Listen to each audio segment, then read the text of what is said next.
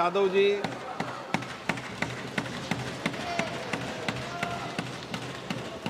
अध्यक्ष महोदय, मैं आपका धन्यवाद देना चाहता हूं कि इस महत्वपूर्ण विषय पे मुझे बोलने का मौका दे रहे हैं। मैं अपने साथी माननीय सदस्य गौरव गोगोई जी के से सहमत हूं। बहुत सारे महत्वपूर्ण उन्होंने बिंदु उठाए और अध्यक्ष महोदय,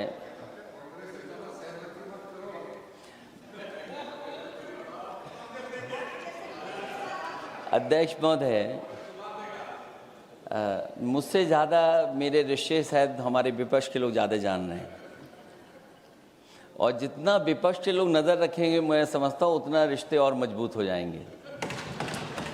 अध्यक्ष महोदय, मैं आंदोलन को बहुत दूर से देख रहा था और उस आंदोलन में जो जीत के बाद नारा लगा, एक नारा लगा अध्यक्ष महोदय, सरकार के खिलाफ नारा लगा कि सरकार को ये अहंकार था कि सरकार झुकती नहीं है, लेकिन उन्हीं नई पीढ़ी के लोगों ने ये वो नारा दिया कि झुकाने वाला चाहिए, सरकार भी झुकती है और सरकारों को झुकाना भी नौजवानों को आता है। सरकार झुकी और स्वीकार किया उन्होंने।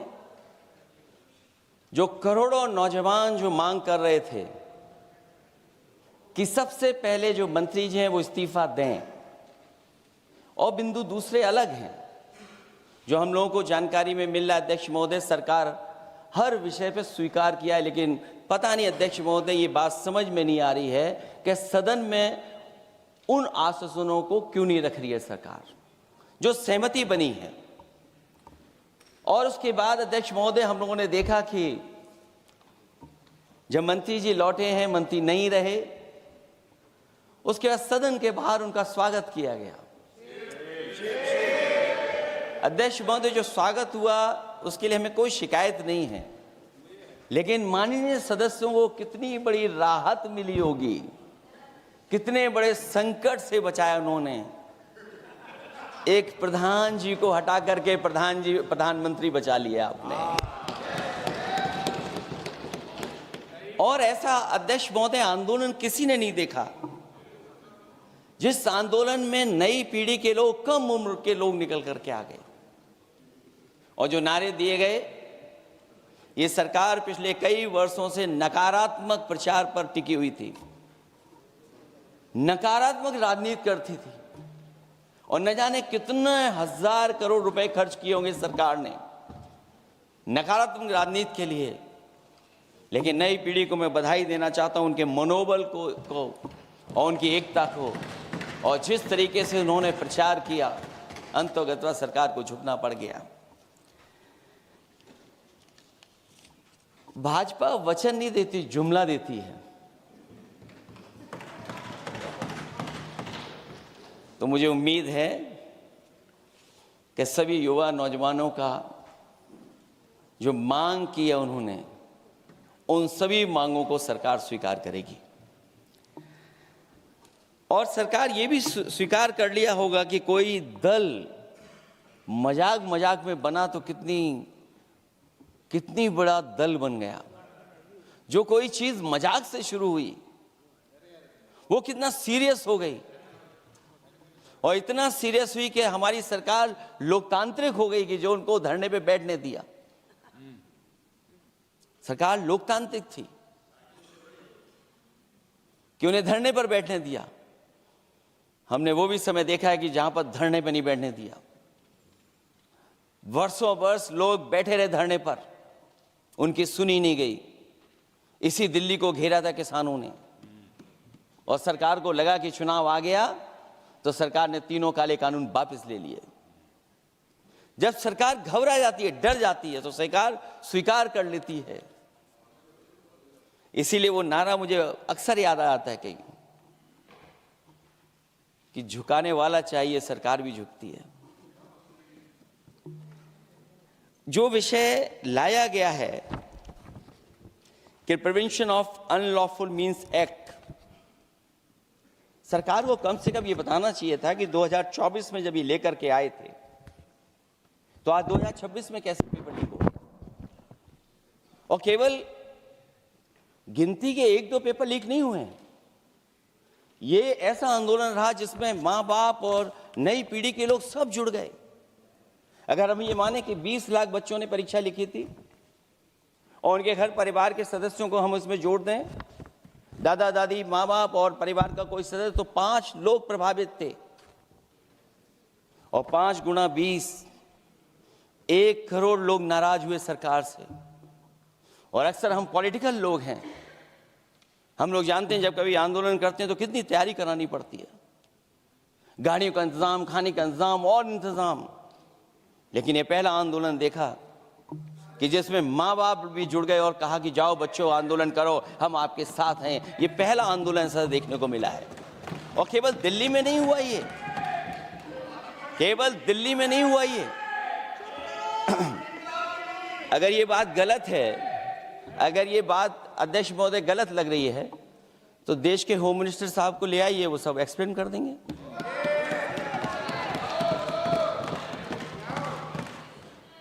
पहला आंदोलन जिसमें माँ बाप ने साथ दिया, क्योंकि परीक्षा से कितना दुखी हैं लोग। ये जो परीक्षाएं लीक हुई हैं, कई महीनों पहले ये किताब बना दी थी। और अध्यक्ष महोदय, जो लोग चढ़ावा चोरी नहीं बचा पाए, वो पेपर लीक कैसे बचा पाएंगे? जो भगवान के दरबार से दान गायब हो गया, दान चला गया,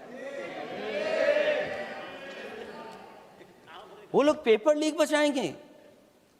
किस कानून को, जो कानून पहले बनाया उसी कानून का संशोधन करके लेकर आए? किसकी आंखों में आप धूल झोंक रहे हैं? और अगर कानून से बच रहा होता तो भाजपा की 10 साल की सरकार में 20 परीक्षाएं कैसे लीक हो गई? 20 परीक्षाएं लीक हुई अध्यक्ष महोदय, जिसमें कोर्ट तक जाना पड़ा, उसके बाद परीक्षा रद्द हुई है। दरोगा भर्ती का पेपर लीक हो गया, जूनियर इंजीनियरिंग के भर्ती का पेपर लीक हो गया, ग्राम विकास पंचायत अधिकारी का पर्चा लीक हो गया, नलकूप चालक भर्ती का, यूपी टीईटी का परीक्षा लीक हुआ। और एक बार नहीं हुआ, 3 बार पेपर लीक हुआ यूपी टेट का। हाई स्कूल बोर्ड का परीक्षा लीक कर दिया, इंटरमीडिएट की बोर्ड की परीक्षा लीक हुई, इंटरमीडिएट का फिर परीक्षा का लीक हुआ, कई बार हुई। सिपाही भर्ती लीक हुई। आप सोचिए कितनी परीक्षाएं लीक हुई हैं। और नीट परीक्षा कोई पहली बार लीक नहीं हुई, दोबारा लीक हो गई, कानून बनने के बाद लीक हुई। सहायक प्रोफेसर भर्ती लीक है, लेखपाल भर्ती लीक हुई। यूपी जैसे स्टेट, जो सबसे बड़ा स्टेट है, जहां से प्रधानमंत्री चुन करके आते हैं, वहां तक पेपर लीक हो जा रहा है। और जो संस्था परीक्षा एग्जामिनेशन करा रही है, वो एनटीए में भी आउटसोर्स कर दिया आपने। हम विपक्ष के लोगों को तो डर ये लगता है अध्यक्ष महोदय, कहीं ऐसा ना हो कि ये पूरी सरकार को आउटसोर्स कर दें। आउटसोर्स सरकार है, जो सबसे विश्वसनीय संस्था है, उसमें आउटसोर्स पे आपने कर्मचारियों को रखा हुआ है। किस बात की जवाबदेही है? यही अकाउंटेबिलिटी है आपकी? कहीं अकाउंटेबिलिटी ये तो नहीं है, आप अकाउंटेबिलिटी को ये न कहीं समझ बैठे हों कि अकाउंट को भर दे वो एबिलिटी वाला ही हमें चाहिए। कहीं वो अकाउंटेबिलिटी तो नहीं है। आप बताइए, एनटीए को आउटसोर्स किया हुआ है आपने। जिस संस्था की जिम्मेदारी है महत्वपूर्ण परीक्षा कराने की, उसमें सब आउटसोर्स। और ये सच कहा कि कांग्रेस पार्टी के माननीय सदस्य ने मांग की है कि वो हम लोगों को पता होना चाहिए आखिरकार कौन लोग थे जो आउटसोर्स होकर के बैठ करके परीक्षा में इस तरह की घोटाला कर रहे थे। आखिरकार जवाबदेही क्या है, किसकी थी? और फिर केवल नीट की परीक्षा की बात करें और परीक्षाओं की बात करें, अगर हम अध्यक्ष महोदय, जब से सरकार बनी है तब से सरकार की कोशिश रही है कि शिक्षा, परीक्षा और यूनिवर्सिटी का ताना बाना पूरा ध्वस्त हो जाए, उसको एक रंगी बना दें हम, उसमें अंडरग्राउंड अनरजिस्टर्ड लोग शामिल हो जाएं। ये पिछले जब से भारतीय जनता पार्टी की सरकार आई है तब से हो रहा है। और फिर शुरुआत कहां से होती है? क्योंकि आप नहीं चाहते कि देश के गरीब लोग पढ़ें लिखें आगे बढ़ें। सरकार ने सबसे पहले हमला किया प्राइमरी स्कूल पर, और प्राइमरी स्कूल कितने बंद किए हैं आपने? जहां से बच्चे की शिक्षा की यात्रा शुरू होती है। एक गरीब परिवार का बेटा, बच्चे कहां से पढ़ करके निकलते हैं? सबसे पहले प्राथमिक शिक्षा सरकारी स्कूलों से पढ़ करके निकलते हैं। हमारे बहुत सारे माननीय सदस्य होंगे, वो उन्हीं प्राथमिक विद्यालयों से पढ़ करके आज इस सदन तक पहुंचे होंगे। आपने सबसे पहले स्कूलों पे हमला किया, और प्राइमरी से लेकर के नौकरी तक पे आपने हमला किया है। युवाओं के भविष्य पर आपने चोट पहुंचाने का काम किया है। और जो प्राइमरी स्कूल जो आपने बंद किए हैं, वो इसीलिए बंद किए हैं आपने कि पिछड़े, दलित और गरीब के वर्ग के परिवारों के बच्चे पढ़ लिख न जाएं। क्योंकि आज भी अगर हम देखते हैं प्राइमरी स्कूल में कौन पढ़ने जा रहा है? सबसे समाज के गरीब परिवार के बच्चे पढ़ करने जा रहे हैं। सबसे पहला हमला आपने वही किया, और इसीलिए किया क्योंकि नींव पर ही अगर हमला होगा तो ये आगे नहीं बढ़ पाएंगे। जो आंकड़े सरकार के बताए गए हैं, 1 लाख से ज्यादा सरकारी प्राइमरी स्कूल बंद कर दिए सरकार ने। और अगर ये बात गलत है तो हमें उम्मीद है सरकार इस पर भी जवाब देगी। और अगर हम आंकड़े निकालें तो जो आंकड़े दिखाई दे रहे हैं, यूपी में सबसे ज्यादा प्राइमरी स्कूल बंद हुए हैं। और ये सरकार के आंकड़े हैं कि 7 लाख से ऊपर विद्यालय थे जो अब 6 लाख रह गए हैं। और यूपी में तो सबसे ज्यादा बंद हुए हैं। उत्तर प्रदेश में 26,386 सरकारी प्राइमरी स्कूल बंद कर दिए सरकार ने। और केवल प्राइमरी स्कूल बंद नहीं किए हैं, नौकरी पे भी हमला किया है। 69,000 शिक्षक भर्ती को लेकर के बड़े पैमाने पर घोटाला किया गया। और घोटाला इतना बड़ा है कि वो सभी कोर्टों में गए हैं और पिछले कई वर्षों से आंदोलन कर रहे हैं। कोई स्थान नहीं बचा अध्यक्ष महोदय जहां पर वो शिक्षक भर्ती के लोग न गए हों। मंत्रियों के यहाँ गए, आंदोलन किया है, हाई कोर्ट गए, सुप्रीम कोर्ट गए। लेकिन देखिए सरकार भी कमाल की है कि सरकार उनको नौकरी नहीं देना चाहती। और इसलिए नौकरी नहीं देना चाहती है क्योंकि उन्होंने भर्ती गलत की है, और भर्ती में जिन लोगों का अधिकार छीना है वो सबसे ज्यादा पिछड़े और दलित परिवार के बेटे, जिनका अधिकार इस सरकार ने छीना है। और ये अगर बात नहीं ठीक है तो हमें उम्मीद है कि सरकार इसका भी जवाब देगी। माध्यमिक स्कूलों को भी बंद किया जा रहा है, और बड़े पैमाने पे स्कूल बंद हुए हैं। और जो बोर्ड की परीक्षाएं लीक हुई हैं, पूरे देश में बड़े पैमाने पर बोर्ड परीक्षाओं के पेपर लीक किए गए हैं। अध्यक्ष महोदय, हम जानना चाहते हैं कि आखिरकार 10वीं और 12वीं के पेपर लीक क्यों हो रहे हैं? 10वीं और 12वीं के पेपर लीक क्यों हो रहे हैं? इसके लिए अगर कोई सरकार के पास जवाब हो तो बताएं।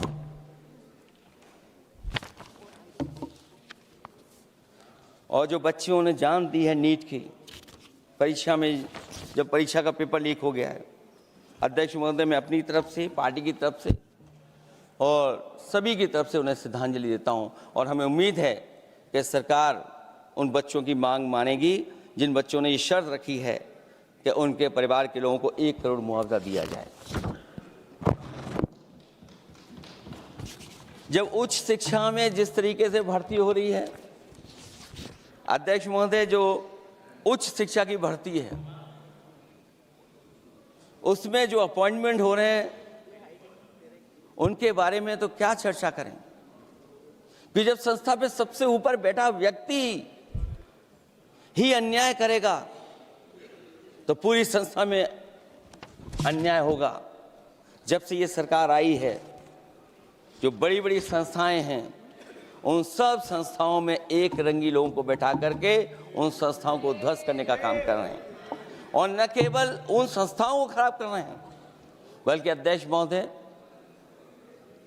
उत्तर प्रदेश में एक स्वतंत्र सेनानी, उनके नाम पर यूनिवर्सिटी बनी, मौलाना जौहर यूनिवर्सिटी। यूनिवर्सिटी बनकर के तैयार हो गई। इन्होंने कोई सरकारी यूनिवर्सिटी नहीं बनाई, और अगर कोई प्राइवेट यूनिवर्सिटी बन भी गई है तो उसको भी हथौड़ा लेकर के तोड़ने की तैयारी कर रहे हैं ये लोग। ये नफरत की राजनीति कहां लेकर के पहुंचा देगी। और जब से बीजेपी की सरकार आई है तब से नफरत की राजनीति और दूसरे लोगों के साथ किस तरह का व्यवहार हो रहा है, उन्हें कहीं भी न्याय तक नहीं दिला पाई सरकार। और जब नौकरी की बात आ जाए तो अध्यक्ष महोदय, अग्निवीर भर्ती में भी जो हर साल में कितनी भर्ती होती थी, कभी 80,000 भर्ती हुआ करती थी, अब भर्ती केवल 10,000 हो पा रही है। आखिरकार अध्यक्ष महोदय, सरकार नौजवानों की पढ़ाई और नौकरी पे हमला क्यों कर रही है, और नौकरी पे हमला क्यों हो रहा है? जब आप ये कहते हैं कि हमारे नौजवान हमारी डेमोग्राफिक डिविडेंड बन करके आए हैं, कहीं यही नौजवान हमारी आपदा न बन जाए, इसके बारे में भी सरकार को सोचना चाहिए। और मैं ये जरूर कहना चाहता हूं कि अध्यक्ष महोदय, अगर शिक्षा अच्छी होगी, परीक्षा सच्ची होगी, तो तरक्की भी पक्की होगी। और ये तरक्की नहीं चाहते हैं, इसीलिए शिक्षा पर और परीक्षा पर हमला कर रहे हैं।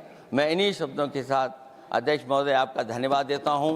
और जो बिल लेकर के आए हैं आप, बिल तो 24 में भी लेकर के आए थे आप, जो 24 में बिल लेकर के आए तो उसके बाद नीट परीक्षा का पेपर लीक क्यों हो गया, ये आप बता देना मंत्री जी।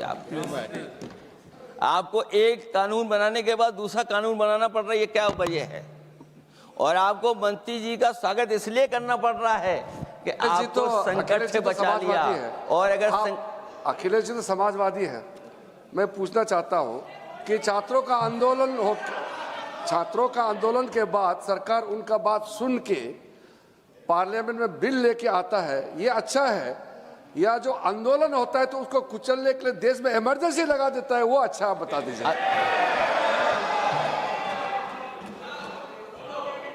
अध्यक्ष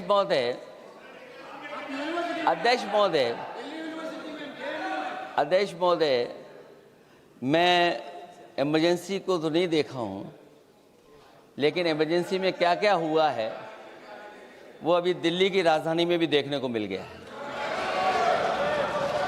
आंसू के गैस के गोले और लकड़ी में लगा हुआ कुछ कील का और कांटे की चीजें, उस समय करंट नहीं लगाया जाता था, इस बार करंट लगाया गया है।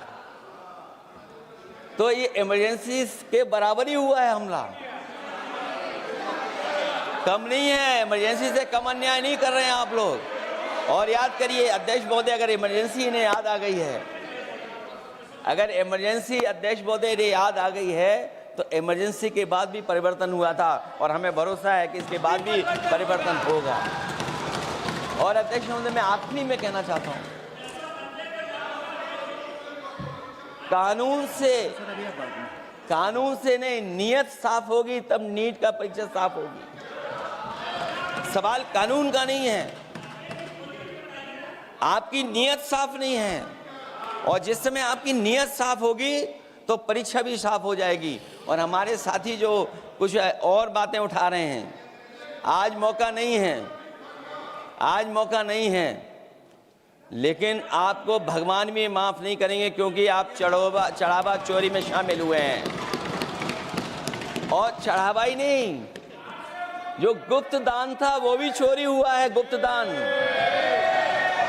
और ये पाप की श्रेणी में नहीं आता है, महापाप की श्रेणी में आता है।